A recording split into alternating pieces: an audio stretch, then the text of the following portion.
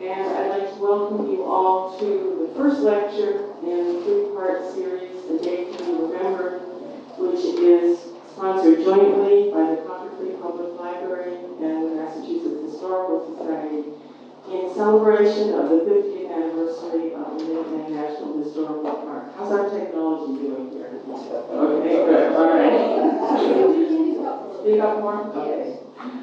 The lecture series accompanies the exhibition about the Concord fight upstairs in the gallery, focusing on the history of the fight and on collective memory of the Concord fight. The display draws on the holdings of both the library and the Massachusetts Historical Society to explore contemporary documentation of April 19, 1775 and related events, later commemoration of the day, and its place in both local and national memory. The establishment of the Minuteman National Historical Park in 1959 was, of course, a milestone acknowledgement that the story of the Concord fight belongs to the nation as a whole, and not just to Concord. The display will remain in the gallery through the end of June, and I urge you all to go upstairs. If you can't go today and spend the time to see some of the documents upstairs, come back. It'll be up through June 30th. There are awesome documents, iconic documents upstairs, and you won't want to miss them because many of them don't come out often and see the light of day. So you want to catch them. I also urge you to take the time to attend the two other lectures in the series. Nina Zanieri will speak at the Massachusetts Historical Society in Boston at 6 o'clock on Tuesday, May 12th, on Myth and Memory, the Legacy of Paul Revere. David Glassberg will lecture at the Minuteman Visitor Center on Route 2A at the Lexington-Lincoln line at 7 p.m. on Wednesday, June 10th, on Sense of History, the Place of the Past in American Life. And if you'd like to have a copy of the lecture listing, there's a pile in the gallery, so feel free to take one as a reminder. The lectures, like the exhibition, are all free and open to the public. Today's lecturer, William M. Fowler, Jr., is Distinguished Professor of History at Northeastern University and a member of the Board of Editors of the prestigious New England Quarterly. From 1998 to 2005, he served as director of the Massachusetts Historical Society, and in 2006 was the first K. Hart Gaines Distinguished Visiting Fellow at George Washington's Mount Vernon. Bill is uniquely qualified to speak as part of the celebration of the 50th birthday of the Minuteman National Historical Park. He's highly knowledgeable about various aspects of American history, including New England history, American naval history, the Revolution, and the French and Indian War, all subjects about which he has written and which he has taught. And as if that were not enough, he also started his career as a historian right here in Concord as a ranger in Minuteman National Historical Park. We should all be giving him a hearty welcome back today. Bill's numerous published articles reflect the range of scholarly interests and expertise, as do the truly impressive number of books that he's authored over the past 35 years. His books include Empires at War, the French and Indian War, and the Struggle for North America, America in the Sea, Maritime History, Samuel Adams, Radical Puritan, Under Two Flags, the American Navy in the Civil War, Jack Tars and Commodores, the American Navy, 1783 to 1815, a biography of John Hancock, the American Navy during the Revolution, and a biography of William Ellery, Rhode Island political and Lord of the Admiralty. For all of these reasons, we're fortunate to have Bill with us tonight. Please join me in welcoming.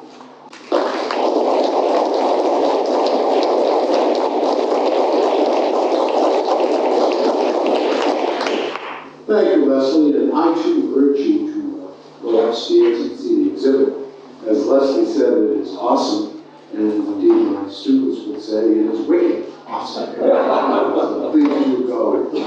And I also want to thank Leslie for that very kind introduction.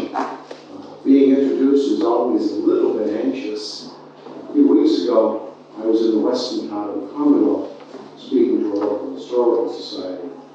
And I was seated there, waiting to give my lecture, as the business meeting was being conducted. I sat with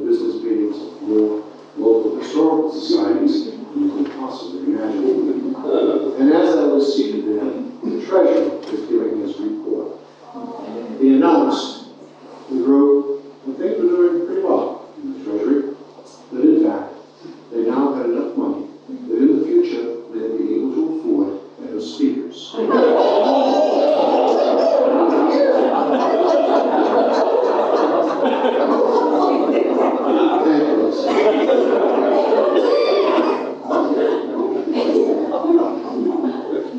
Yes, now I can look evasive.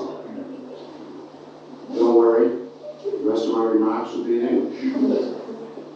History, as it actually happened. Those are the words of Leopold von Ranke, the 19th century German historian. Von Ranke believed that it was the fundamental responsibility of the historian to reconstruct history as it actually happened. It is not, he argued, the historian's duty to judge the past, nor to instruct contemporaries with an eye to the future. Von Ranke's dictum was drilled into me as a young graduate student. Deep research into the archives. Immerse yourself in documents. Analyze them as scientifically as possible. Have no bias. Let the evidence speak for itself. From these exercises, true history will emerge. I still carry von Ranke's dictum with me. Like baptism, it is indelible, and like baptism, von Ranke's admonition gives me hope. Hope that indeed, through careful research, I can find the truth of a thing. Recount events, portray a life. I can write history. But is this enough? Is history simply about assembling the facts? A colleague at the university in another department once remarked to me that writing history must be easy. After all, the work organizes itself. Fact after fact, organized neatly in chronological order. April 18, 1775, 10:30 p.m., Robert Newman displays 2 lanterns in the belfry of the Old North Church. Midnight, April 18, Paul Revere saddles up and rides out of Charlestown. Dawn, April 19, 8 men shot by British on Lexington Green. 10 a.m., April 19, American militia opened fire on British at North Bridge. And so on, and so on. That's not history. It's dead, dull, dreary chronology. The early 20th century critic, Thomas Sergeant Perry, described this process as one in which the historian, quote, gets a wheelbarrow into which he shovels diaries, reminiscences, old letters, and other documents until the wheelbarrow is full. He arranges them by date and then dumps them at your door. This is volume 1. Then he goes forth on the same errand and returns to present you with volume 2. Out of this, the reader constructs a history. Such an approach fatigues attention. Shame rests on the writer who creates such a clutter and calls it history. History is not simply a recitation, no matter how eloquent, of facts. History is about continuity, in which events, facts, are inextricably linked. And that linkage creates a whole, and that whole transcends the individual facts, so that history becomes a creative process, a narrative in which we ask why and how, not just when. It's a process that drives us towards the future, a future that grows out of the past. We're not simply observers of history, we are participants. Go upstairs for a moment, in a few moments, to that wonderful exhibit. And I'd like to introduce you to some of the participants you will see in that gallery. Participants in the events of April 1775. And see how they are linked. In one display case, there are 2 documents from the Concord town records preserved here at this library. The first is dated January 23rd, 1775, and it is a call from the town with a minute company to muster. The second, dated 1 week later, January 30th, 1775, is a muster list of the second minute company of the town of Concord. 37 names on that list: Flint, Davis, Butler, White, Wheeler, Brown, and so on, and so on.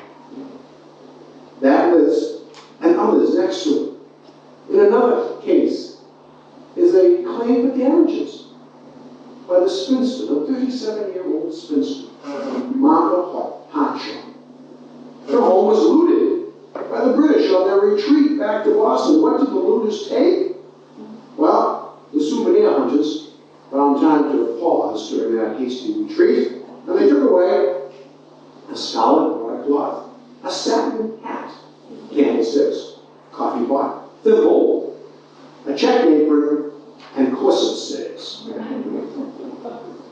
In that same case, was claimed by the local parson, the Reverend Wayne Emerson, grandfather of Ralph Fowler, that on the 19th, the soldiers stole from him a Bible in 2 volumes and a volume of Isaac Watts' Psalms and Hymns. Moving along, we can see orders from the Massachusetts Provincial Congress.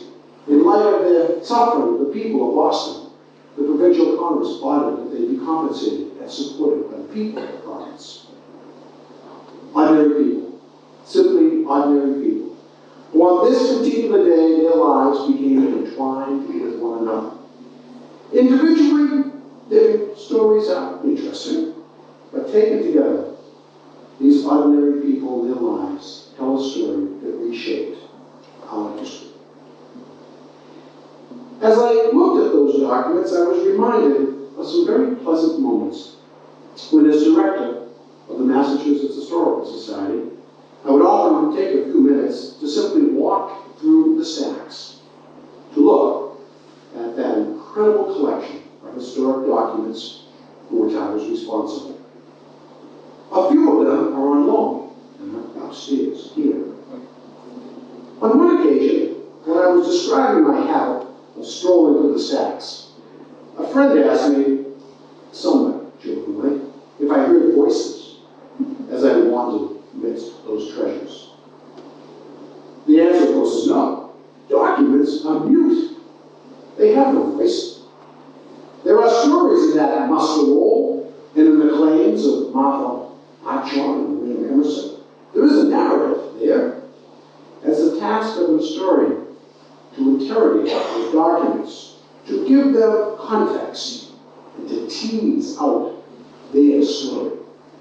This is what the novelist might call plot or suspense. The difference between the novelist and the historian is that the novelist invents his plot, whereas the historian finds it in history, in actual facts, as indicated by the given material, by events as they unfold, by the character of the individuals involved, by the materials in the cases upstairs and in the stacks of the Massachusetts Historical Society. Yet, the historian is not simply a mirror, floating without foothold, passively reflecting on the documents that he or she encounters. The best history is that which has a perceiving eye. In good history, you look for a narrative that impresses you as if it were written by someone who has seen records that no one has ever deciphered before. Indeed, the fancy of the historian resides in the art of narration. But the historian must always remember that he is an artist under oath, pledged to tell the truth. The historian also needs a strong sense of humility. Human history is disordered, often irrational and unstructured. Unlike the physical world, where my scientific colleagues can find an order that can be determined and tested, the past is an unstable construct, which we create from the record. Records, whose own existence is often haphazard and irrationally selective. Why did the precious documents upstairs survive and so many others disappear? And even those that have survived are constantly subject to new readings and interpretations. Indeed, history is unstable as each new generation seeks to know the past through its own present. Von Moltke is watching. We need to be careful. And as Samuel Eliot Morrison once remarked, we need to have faith. Faith that we can know the truth. And the truth is something more than simply the facts. To know history, to read history, is to be transformed. Beyond the primitive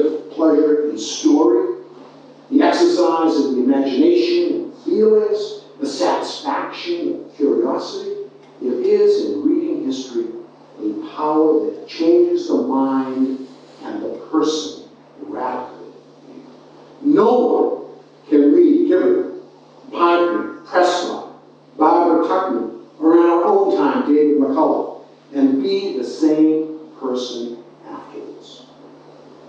History does not simply confirm prejudices or invent new ones. It rearranges our view of the world, past and present. It can have a shock and an impact on us, not unlike the feelings we have when we see a great work of art for the first time, or stand before an historic place or monument. What was it like the first time you stood before the Statue of Liberty? Or gazed across the open field at Gettysburg, where Pickett's division made its fateful charge? Or when you stood on the high ground at Point de Hoc, looking out on the Normandy beaches?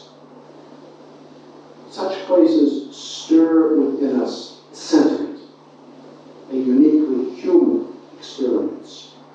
Sentiment and history belong together.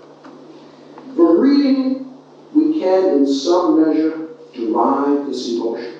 But more likely, it churns up within us by the impact of being in the presence of icons that witnessed or commemorate the events that shaped our world. As you enter the exhibit, on the far wall is a copy of the Declaration of Independence, its characteristic form clearly recognizable from a distance. This printing came off a press in Salem shortly after the 4th of July, 1776. It was dispatched in order to be read here in Concord by the Reverend William Emerson on the Lord's Day. Simple enough, you say, but read more. Despite local law, Emerson never read the Declaration to his congregation. He had left Concord a few weeks earlier to join the army at Ticonderoga, where 2 months later he died. Emerson was one of the many thousands of Americans who paid the ultimate price to achieve the ideas in that Declaration. That document, so well cared for by this community, is a symbol of his devotion to the ideals that shaped this republic. Yes, Professor Barnaka, historical facts are important and must be carefully sought out. But what grows out of those facts and survives through history are ideas and ideals. They always overshadow and are greater than events of history. Ideals such as courage, faith, loyalty, human dignity. These are timeless. These are the criteria by which we judge nations and societies. A nation without ideals is a nation without a history. It's a society that's stagnant and without vitality and purpose. It is difficult for us as poor human beings to comprehend and to communicate to one another these ideals that give societies that inner strength and meaning. In a very real sense, it's too difficult for our inadequate language to communicate, for ideals are things we not only know, but we feel. We communicate them best by symbols, real things that in their own special way convey to us true inner meaning. Historians are always looking for symbols by which to communicate history. One American historian, whose name may be familiar to you, was particularly successful in finding a symbol to convey what he felt about the faith and strength of medieval Europe. Henry Adams chose the Cathedral as shrine. He was struck by the cathedral's apparent instability, its high walls supported by buttresses that leap downwards towards the ground, the magnificent rose window casting light into the dim, vaulted chambers. It was, he said, as if faith alone supported it. How proper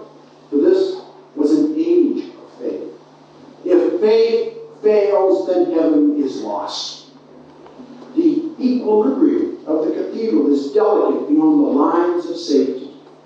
Danger, according to Adams, in every stone. The perils of the heavy tower, the restless vaulting inside, all these visible elements seem to symbolize to him the restless uncertainty of the age that crafted this masterpiece. It seemed to this historian to symbolize an age of faith, of a people uncertain yet believing, who, like the building in which they worshipped, looked up to heaven.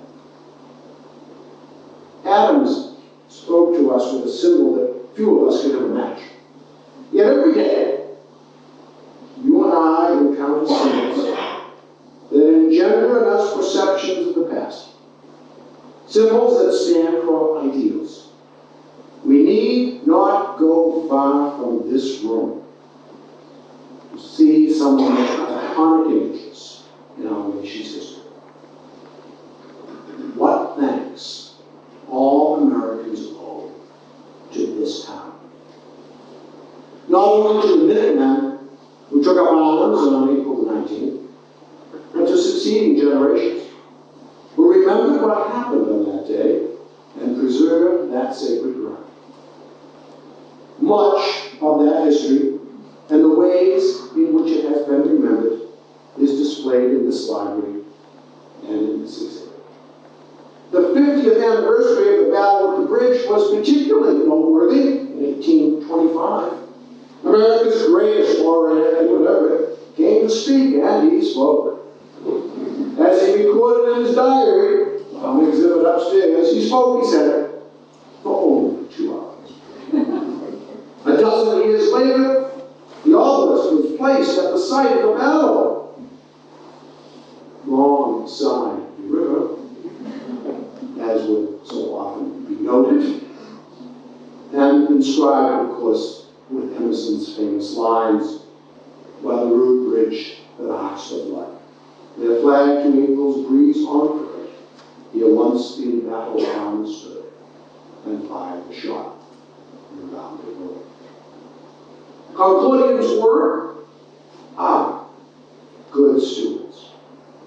But even good stewards pay a price for their efforts. The railroad arrived in 1844, and tourists began to swarm. In 1850, for the 75th anniversary, extra trains were put on from Boston to Concord. Concord had become an attraction. And about a few years later, as the nation fell towards the abyss of civil war, Henry Wadsworth Longfellow enshrined at this place and that April day in American literature. And of course, 1875 was quite special, the 100th anniversary. The town formed a committee of 30 citizens to plan the event. 50,000 people showed up, including the President of the United States, Ulysses S. Grant. At sunrise, a 100-gun salute went off. The day began sunny enough, but then rain set in. The dedication party crossed the river on a Victorian reconstruction of the North Bridge and gathered on the west side, the American side, to dedicate a statue by a young Concord sculptor, the 23-year-old Daniel Chester. The statue, by the way, reputed to be the image of Captain Isaac Davis of Acton, who fell at the bridge. Rather difficult, though, since there was no contemporary image of Captain Davis. And according to legend, French relied on other models, including a statue of Apollo Belvedere at the Boston Athenaeum. Whatever his source, French's word, of course, became iconic. The spirit of Cincinnatus, the citizen soldier, in his right hand a musket, his left hand resting on a plow. Here is a symbol that in its simple elegance conveys volumes in a single glance. No tendentious scholarly essays, no books, no footnotes required to explain what is before us. We feel his steadfastness courage, loyalty, and patriotism. That night, Concord had a dinner for 6,000 people. 200 dignitaries sat on the speaker's platform. It collapsed twice. No one was hurt. The events of 1875 made it certain that the space around the bridge on both sides would always be held sacred. And of course, in a parallel universe, some miles to the east, the citizens of Lexington were doing the same in green. Like two bookends, the bridge and the green stood to symbolize the events of April 19th. But what of the space in between? The miles of road along which the battle had raged. What of the land itself? The ponds and pastures, fields and orchards, the meandering stone walls. They too are part of the story. Some of this historical landscape was preserved in an inadvertent manner, not unusual in the world of historic preservation. The easy railroad connections between Boston and Concord made this town and adjacent Lincoln attractive as semi-rural retreats for wealthy Bostonians. Edwin Barrett and later Stedman Buttrick bought considerable land near the bridge and built mansions surrounded by formal gardens.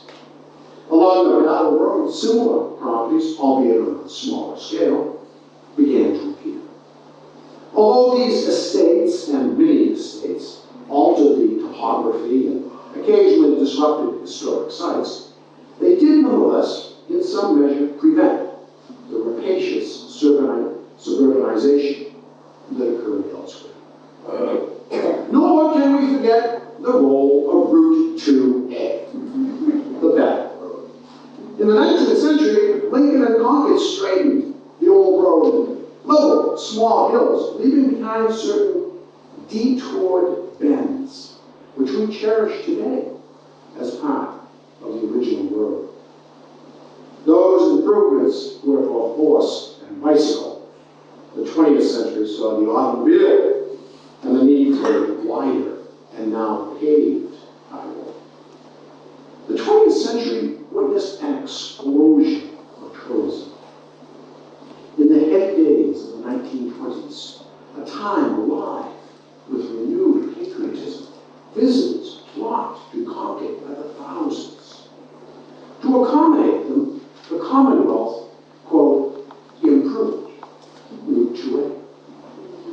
And with the automobile and buses came services to assist them in their travels. Souvenir stands, booths of every description, roadside restaurants such as the famed Willow Pond, gas stations, all these accompanied by gaudy signs, blocking views of the countryside while proclaiming all of this to be sacred ground.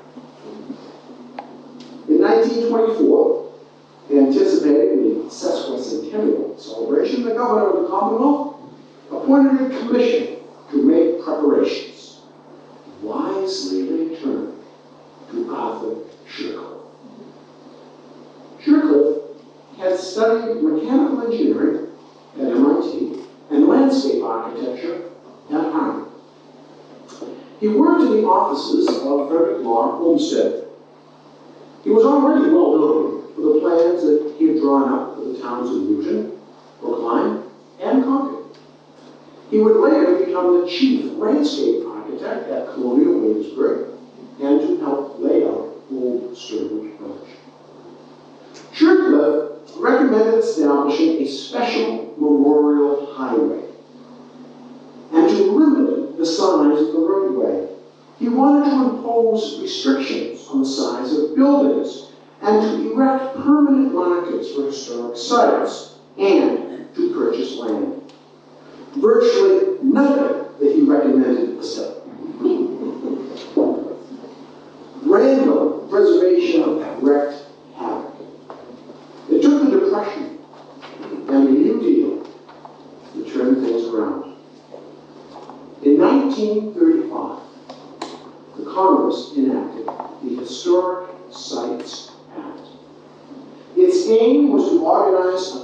across America, the myriad of federally owned parks, monuments, and historic sites under the National Park Service and the Secretary of the Interior.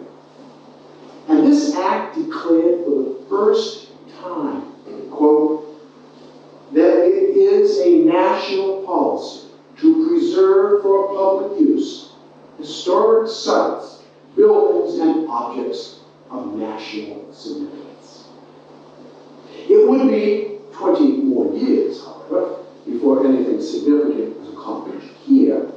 And in the meantime, conditions along the road and adjacent to the bridge deteriorated. Threats from suburban development grew more intense, and so too did the expanding presence of the United States Air Force at Lansing Field.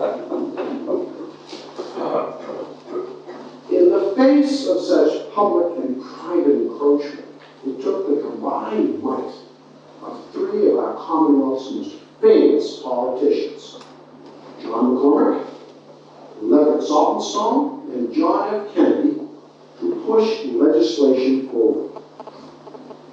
On November 17, 1958,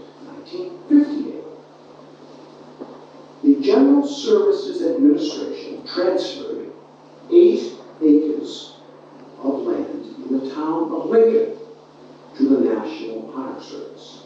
Known today as the Thorny Boulder, or the Minuteman Boulder, the Park Service named these 8 acres Minuteman National Historic Site. That place is the birthplace of the National Park.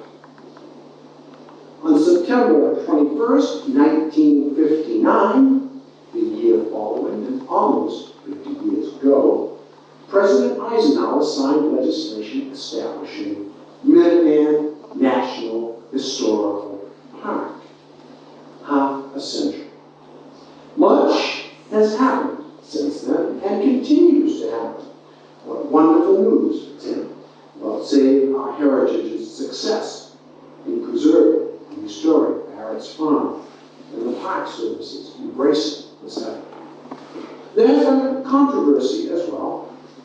After all, this was not Yellowstone, some vast, uninhabited wilderness. People lived here. Let me confess to you that I feel a special affinity to this park and what it represents. It was here, as Leslie mentioned a few moments ago, that I began my career as an historian and teacher. On an early June morning, 1967, I reported for duty at the headquarters of Minuteman National Historical Park. The headquarters building was located on Route 2A in Lincoln, across the street from Buttrick's ice cream stand, and not far from the spot where Paul Revere was captured. Headquarters was a tired, down at the heels, ramshackle wooden building. Inside were numerous offices and a small, unimpressive display area.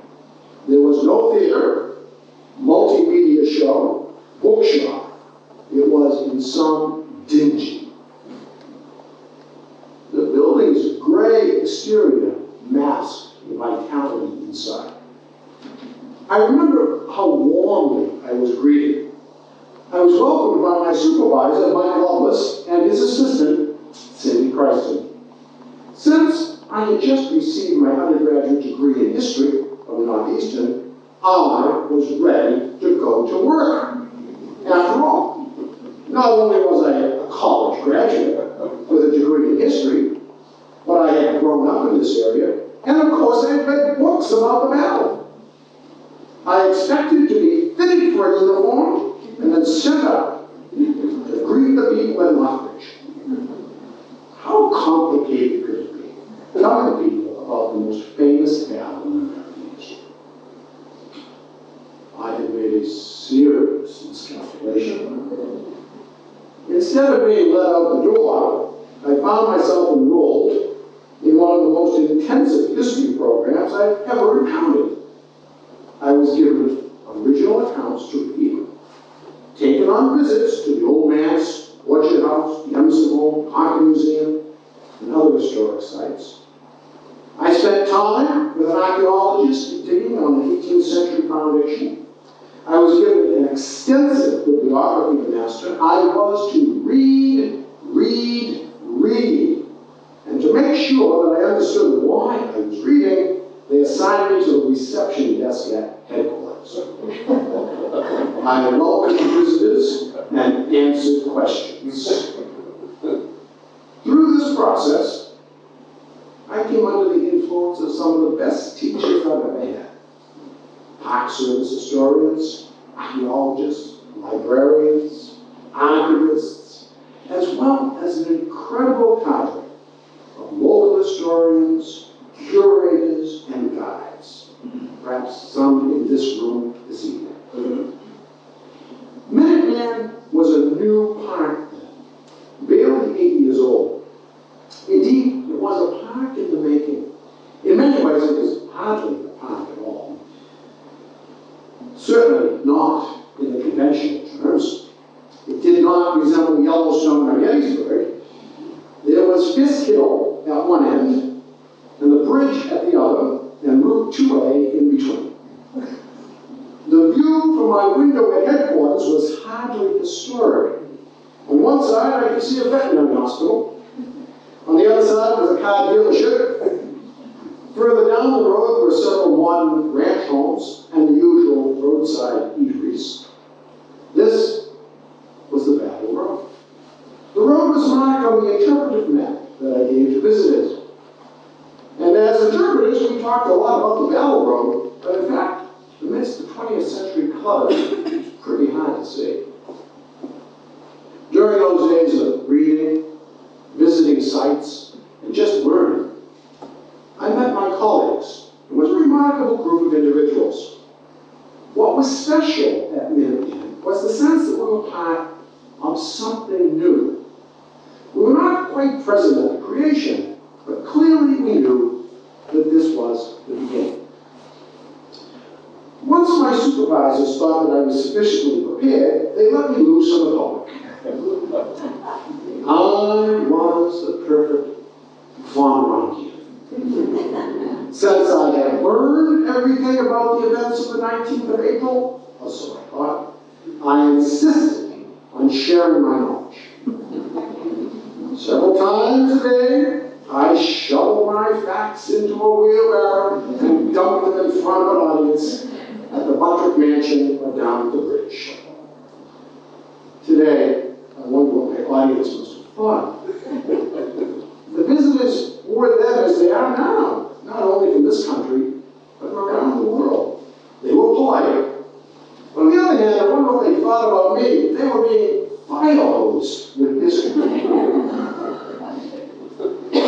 Fortunately, I had mentors who knew better and taught me better.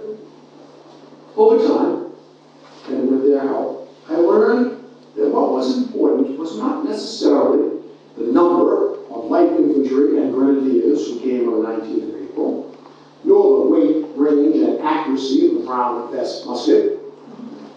These were interesting points, but not central to the story.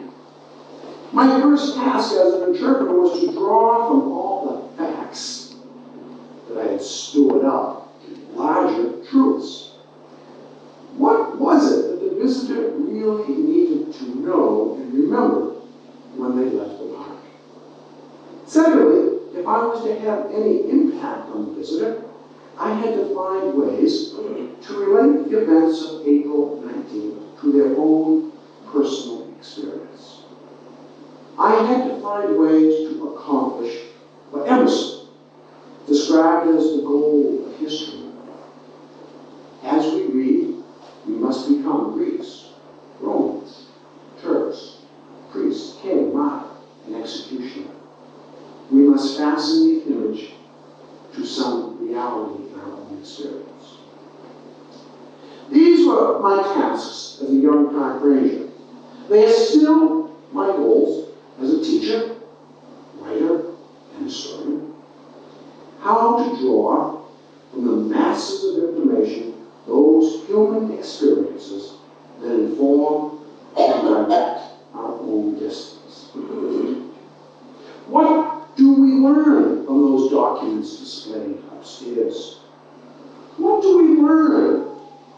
bridge, at Barrett's Farm, at Lexington Green, and the sites along the Valley Road. Those documents, those places are our authentic connection to the past. And when linked together, they transcend beyond the individual identities and create symbols for us every bit as powerful as the cathedral at Charlotte.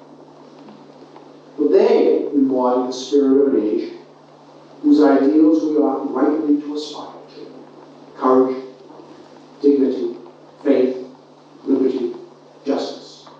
These are times. The people of Concord began this noble pursuit of preservation, and they do continue as good stewards, as this library so well demonstrates. And so too does a new partner, now with us 50 years, the National Park Service. This is a time to commemorate, celebrate, and celebrate. The shot heard around the world was not the sound of whizzing bullets. What was heard was the sound of the birthing of our republic. Those patriots gave us a republic. Pray we keep it. Thank you.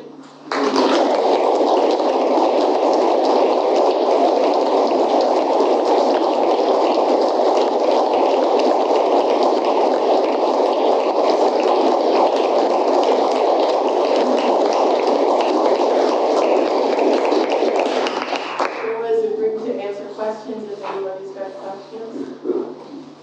Ask away. Yes, my uniform does still fit.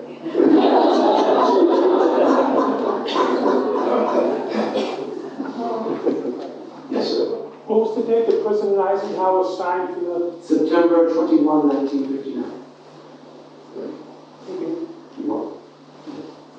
So, given the times in which we're living, how would you interpret what happened at the bridge for this generation at this moment in our republic? It's an interesting question. How would I interpret events at the bridge, 1775, for a generation today?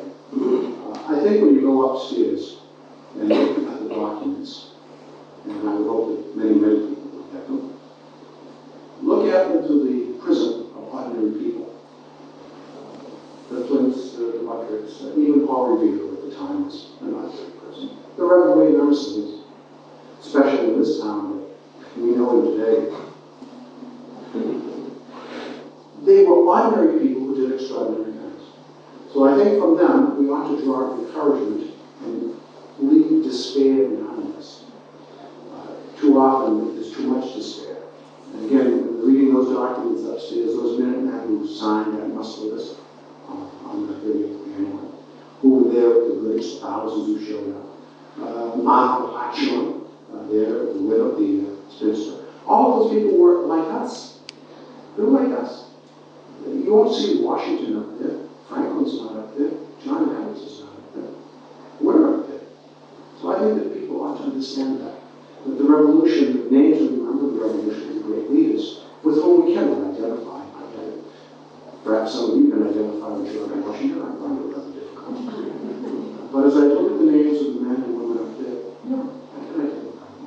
So yes, I would say take hope, take courage. They did it, we can too. Yes, sir. You bring to mind the wonderful, thank you for your sharing what you have, the wonderful event that took place shortly after the battle, or a decade or so, where they were trying to assemble oral histories. And they went to a farmer and his family and said, how could you have put yourself in such a position of risk that you could have lost everything? The answer was, someone was trying to tell me what to do. Wow. That sounds quintessentially New England. And Concord. Well, thank you all very much. You know, please do take time to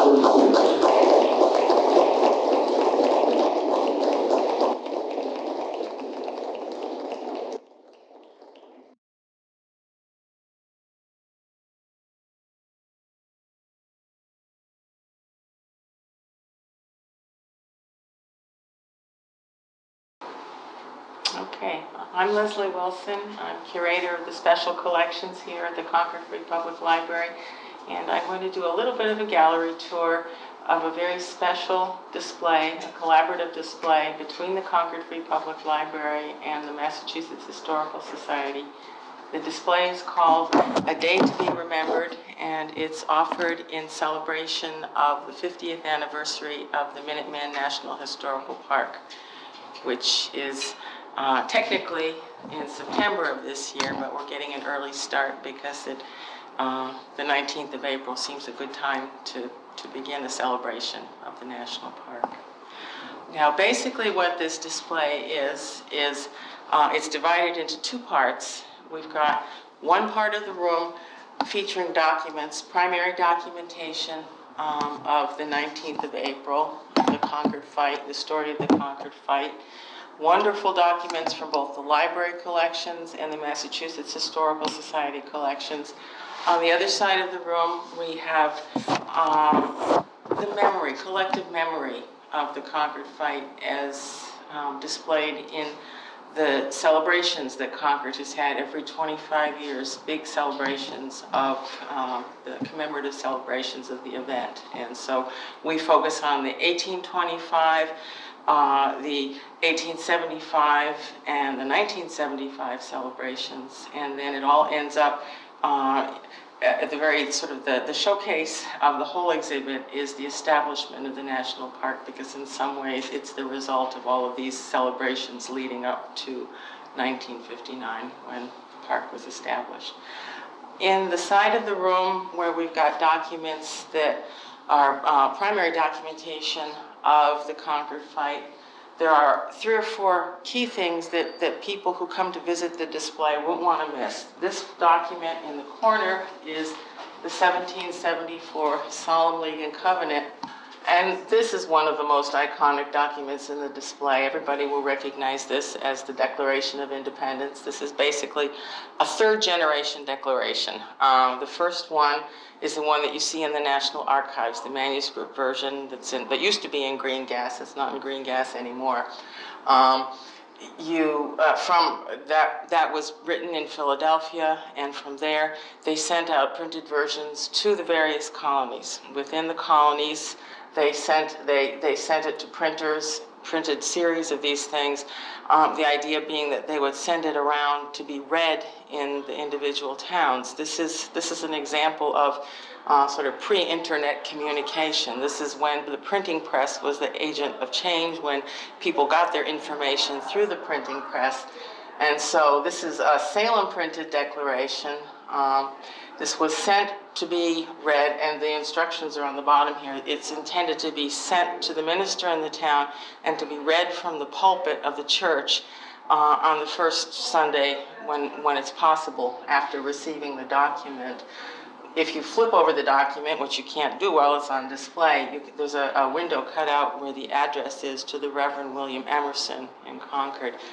And the interesting thing is that William Emerson almost certainly did not read this document because he was already on his way to Fort Ticonderoga, where he was going to be Army chaplain. And so the chronology of when it reached Concord and the details of who read it, if anybody read it publicly, are really not clear yet. And so that's another research topic for somebody to explore at some point.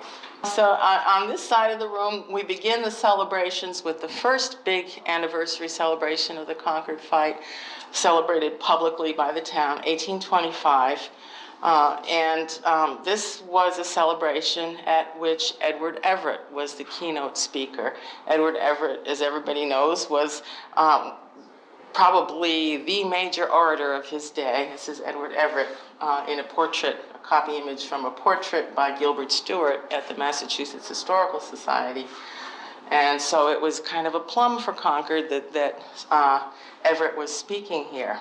And this showcase, even though to look at it, the material doesn't look particularly glamorous, to my mind, this really encapsulates what the value is of having material from 2 different institutions, each with its own strengths and its own holdings.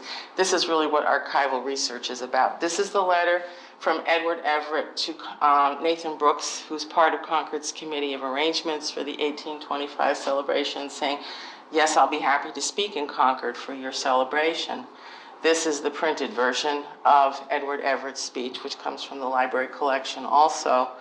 And then this, which adds a whole other dimension to it, is from the Massachusetts Historical Society collection. It's Edward Everett's diary, in which he describes going to Concord on the 19th of April in 1825 and delivering the address.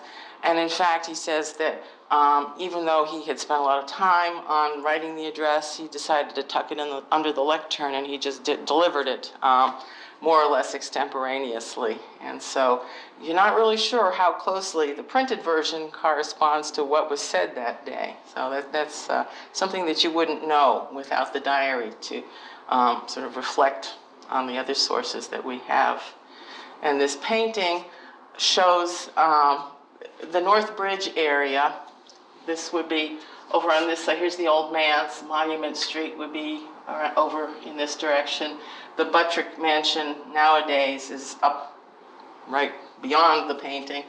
And this is the Battle Monument that was dedicated in 1837. What this shows us is in 1825 and 1850, there was no bridge, no North Bridge at the site where the Concord fight had taken place.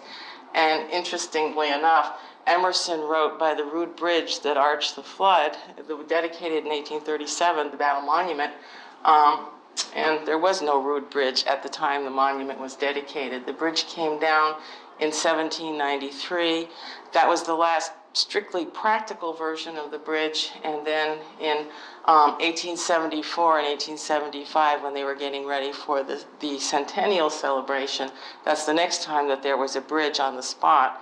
And all the bridges from that point on had been strictly ceremonial reconstruction type bridges, not for practical purposes, because the site had become resonant it had taken on all kinds of meanings that had nothing to do with the need to get from one side of the river to the other side of the river. We don't have a great deal on display to demonstrate what happened in the 1850 Concord celebration of the Concord fight, but this piece is fairly important because what it tells us, Union Celebration of Concord, 19th of April, it tells you that Concord and all the surrounding towns, Concord, Lexington, Acton, Lincoln, Sudbury, Bedford, and Carlisle, all joined forces to honor the 19th of April.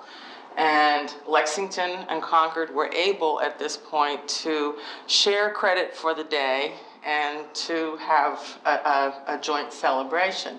By the time we get to 1875, it's a different story.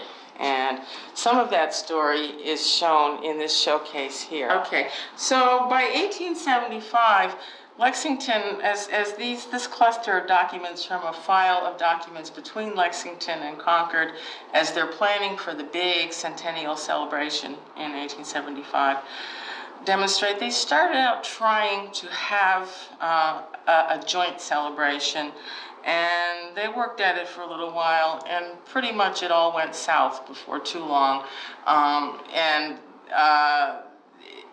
When you're dealing with an event like the Concord fight and the Battle of Lexington, the Battle of Concord, the beginning of the American Revolution, it's very hard for towns not to invest a great deal of local pride in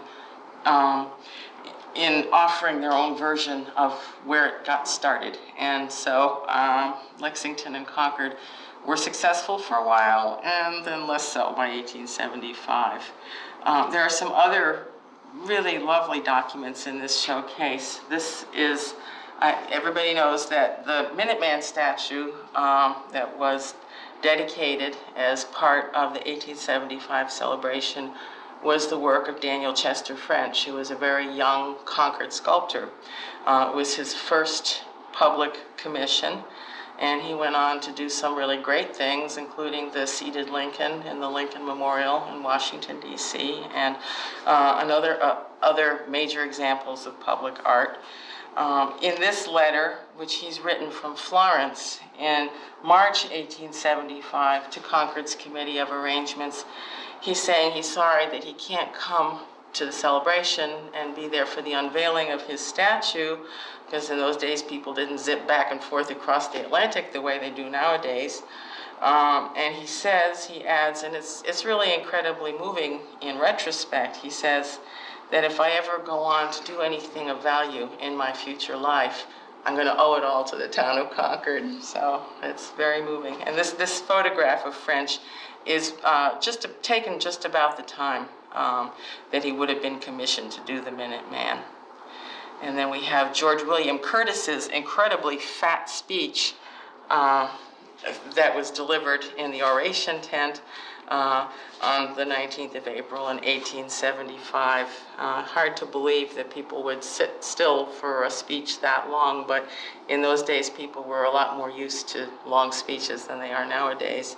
We have a very brief address in the printed proceedings of the celebration. This was Ralph Waldo Emerson's last public address in Concord.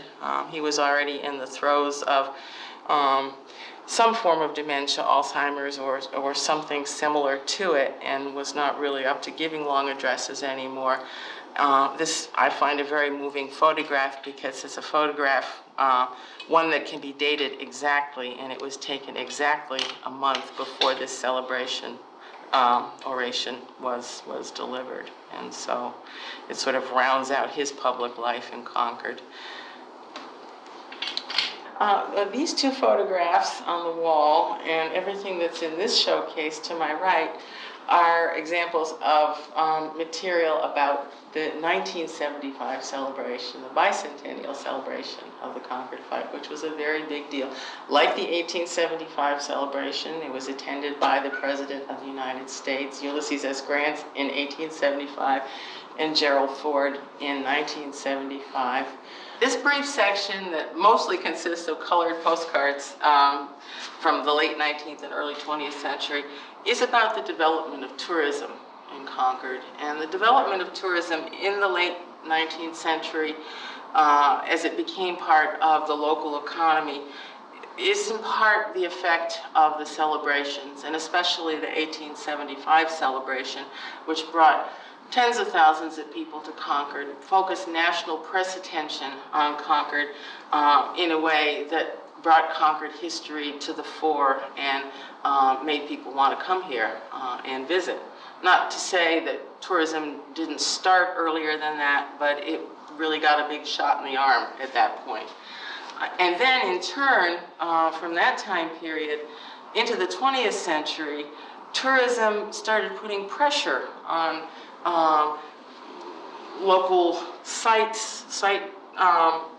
people who were managing local sites, people who were owning local businesses, to provide services and to provide a meaningful tourist experience when they came to Concord. And so throughout the early part of the 20th century, you get an increasing need for some kind of meaningful interpretation to happen at the site of the North Bridge. And so the reason that we've closed this exhibition with the establishment of the Minuteman National Historical Park is because in some ways the park is the result of all of this that's gone before. It's the result of the Concord fight and what happened, and the result of the celebrations, the rise of tourism, and the park was established in time to meet a need that was a real need and making itself known. A few of the documents here they're wonderful documents from the Saltonstall papers at the Massachusetts Historical Society about the establishment of the national park. Leverett Saltonstall was deeply involved in the effort to establish the national park. But like everything else in Concord, it didn't happen without a little bit of controversy. The central item here, there are three documents. The central item is the first page of a petition that was signed by a number of people who lived in Concord who didn't want a national park in their backyard. And so it happened anyway, despite the protest in 1959. But that's always a little piece of the story in the background. Yeah, I urge everyone to come and see the display. Many of these documents don't see the light of day that often, and they're wonderful documents. They're part of everybody's national heritage, and the display will be up through the end of June, and I urge everyone to come and see it. Also, we've had one lecture in conjunction with the display. Bill Fowler spoke on April 11th, but we have 2 more coming up. We've got a lecture by Nina Zanieri, who's the executive director of the Paul Revere House. She'll be speaking on May 12th, Tuesday, May 12th at 6 p.m. at the Massachusetts Historical Society in Boston. And we have David Glassberg speaking at the Minuteman Visitor Center on Route 2A at the Lexington-Lincoln line on June 10th, 2009 at 7 p.m. So please attend.